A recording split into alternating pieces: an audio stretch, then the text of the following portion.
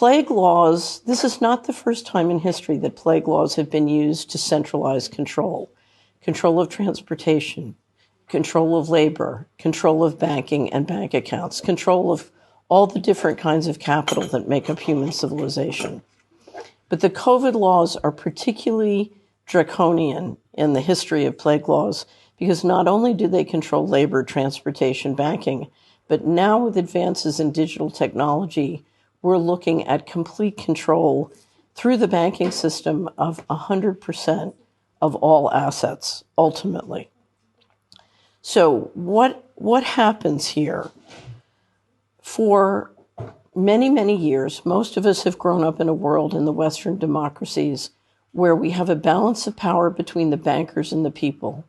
The central bankers control monetary policy, and the people vote for an electorate that controls fiscal policy.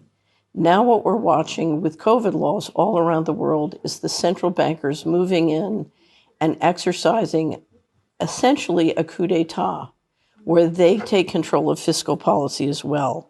And again, with the advances in digital technology, vaccine passports will not be about health. Vaccine passports are part of a financial transaction control grid that will absolutely end human liberty in the West. For many years, I have fought and written against central control of the financial system. We've centralized more and more capital, more and more control. And we've done it with tactics called divide and conquer.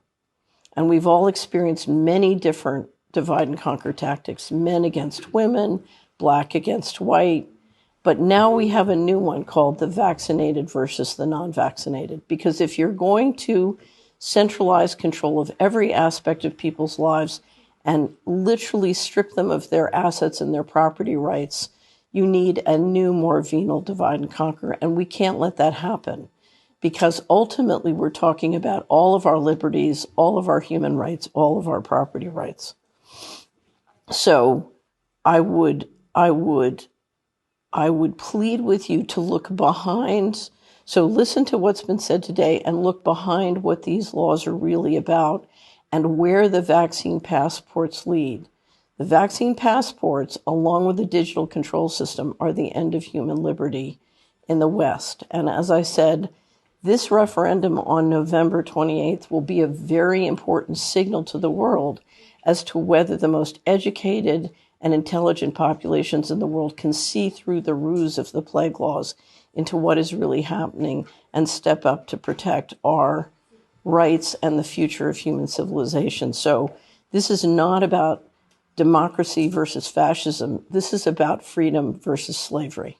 Because when you institute a complete digital financial control, you are talking about something much worse than any fascism we have seen yet in our history. So please vote no on November 28th for yourself, for your family, for your right to preserve and grow family wealth, your right to have health freedom, transportation freedom, labor freedom, but also to preserve your role as a lighthouse for democracy worldwide.